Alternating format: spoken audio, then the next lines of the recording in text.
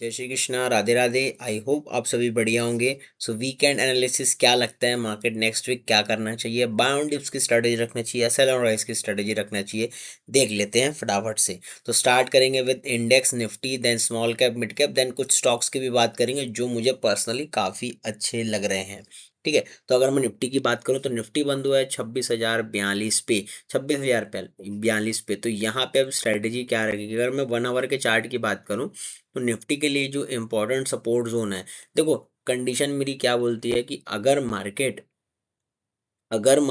अच्छा खासा, देखो 2 दिन से तो गिर ही रहा है, ठीक है, और अगर कल भी नीचे की तरफ ही खुलता है, यहाँ की तरफ ही खुलता है नीचे की तरफ और इस सपोर्ट बैंड पे आता है, तो चांसेस हाई प्रोबेबिलिटी है कि मार्केट में एक अच्छा खासा रिवर्सल देखने को मिल सकता है। ठीक है, बेस्ट केस सिनेरियो पॉसिबिलिटी ये है। बट व्हाट इफ की मार्केट अगर गैप से ऊपर खुल जाता है, तो गैप से अगर ऊपर खुलता है मार्केट, तो गैप से ऊपर खुलने के बाद मार्केट कितना गैप से खुलता है, सबसे बड़ी पॉसिबिलिटी ये है ना कि अगर मैं बोलता हूँ कि ज़्यादा नहीं तो भी कर 20-30 पॉइंट अगर ऊपर खुलता है, देन वहाँ पे सिचुएशन देखनी पड़ेगी। अगर मार्केट सस्टेन करता है तो ठीक, अदरवाइज आपको सेकेंड राउंड ऑफ सेलिंग देखने को मिल सकती है। अकॉर्डिंग टू डेटा हल्का सा मार्केट ओवरसोल्ड में है, हल्का सा है, ज़्यादा नहीं है। बट बेस्ट के सिनेरियो ये बनेगा कि मार्केट कल नीचे ही खुल जाए या फिर फ्लैट खुल के नीचे गिरे, तो पॉसिबिलिटी है कि रिवर्सल के चांसेस वो काफ़ी ज़्यादा अच्छे खासे बन सकते हैं। या तो फिर मार्केट मंडे को ऊपर अगर जाता है तो थोड़ा सा लॉन्ग पोजीशन को अवॉइड करेंगे। ये निफ्टी का पर्सपेक्टिव है। देन अगर मैं बात करूँ स्मॉल कैप की, तो स्मॉल कैप में एक अच्छा खासा बढ़िया एक बाउंस देखने को मिला है। बट यहाँ पे हो क्या रहा है कि थोड़ा सा हल्का सा हमें अभी 1-2 दिन से ना थोड़ा सा पॉज देखने को मिल रहा है। मतलब जो स्ट्रेंथ पिकअप हो रही थी 2-3 दिन से, वो हल्की सी पॉज होके दिख रही है। बट ऐसा कोई साइन नहीं है कि भाई आप तुरंत ही शॉर्ट कर दो, बट एग्जैक्टली थोड़ा सा कॉशियस रहना चाहिए on the index perspective. But ये है कि अगर मार्केट में बाउंस आ जाता है, निफ्टी में बाउंस आ जाता है, तो स्मॉल कैप अदरवाइज वापस हमारी स्ट्रेंथ देखने को मिल सकती है, बिकॉज ऑलरेडी अच्छा खासा चल रहा है।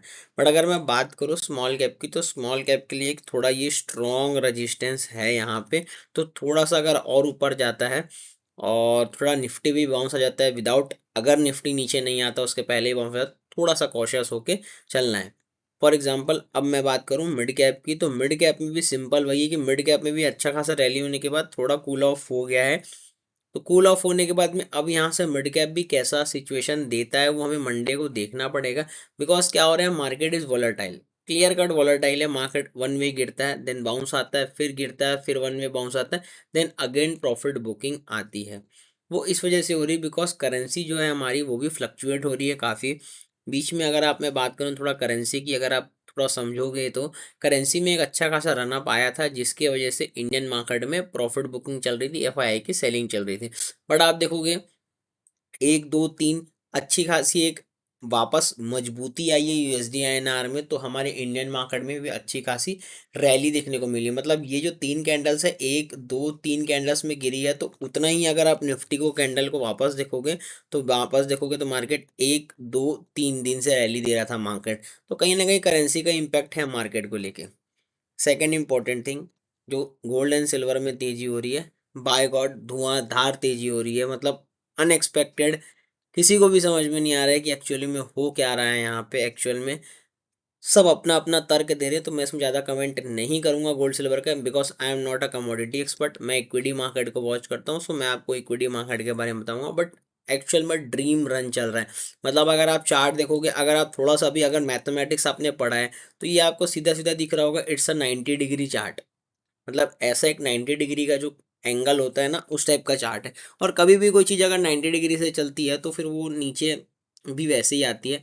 पर अब कब आएगा कब नहीं आएगा, इसको शॉर्ट साइड छेड़ने की तो कोशिश करनी ही नहीं चाहिए। बिकॉज अगर ऐसा कर दिया तो दिक्कत हो सकता है यहाँ से और चांदी इतने ज़्यादा स्ट्रेंथ में तो और 20-25 हज़ार और बढ़ जाए, किसी को नहीं पता। सो अवॉइड। तो हम सीधा फंडा अपने आ जाते हैं इक्विटी मार्केट में। जो भी हो रहा है कमोडिटी बुलियन में डजेंट मैटर, मैं केयर नहीं करता, because I am not a commodity expert. और गोल्ड सिल्वर की बात रही तो हम इन्वेस्टेड है लोअर लेवल से, तो फ्रेश अभी कोई ऐड नहीं कर रहे हैं, जो है ठीक है। मुझे अब कोई बहुत सारे ना स्टॉक्स अच्छे लग रहे हैं जिन्हों आप नेक्स्ट वीक के लिए देख सकते हो। सबसे पहले अगर मैं बात करूँ ग्रेविटा इंडिया, ग्रेविटा इंडिया मेरे को बढ़िया लग रहा है स्टॉक्स, मतलब अच्छा खासा कंसोलिडेशन पे चल रहा है ये।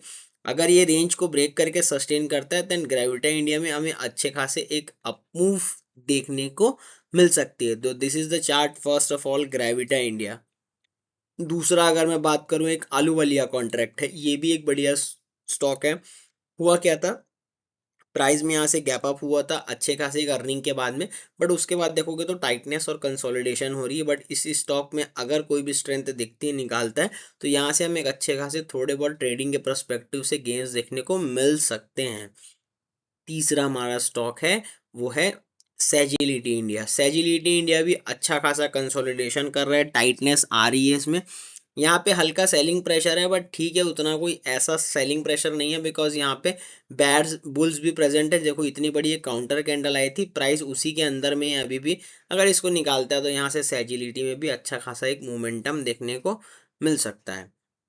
दूसरा अगर मैं बात करूँ, फैक्ट है मेरा स्टॉक, फैक्ट है फर्टिलाइजर एंड केमिकल वाला। इसमें भी अच्छी खासी कंसोलिडेशन ये बोल रही, बट थोड़ा सा ऐसा लगता है कि सेटअप में टाइम लग सकता है, तो इस सेटअप को आप सिर्फ अपने रडार पे रख सकते हैं। दूसरा है मेरा एक इंडियन मेटल एंड फेरासोलाई। अगर तेजी हो रही है धुआंधार, तो ये स्टॉक में एक अच्छा खासा टाइटनेस कंसोलिडेशन हो रहा है। अगर ये ब्रीच करके सस्टेन करता है तो यहाँ पे भी एक अलग ही फ्रेश लेवल का हमें तेजी देखने को मिल सकता है।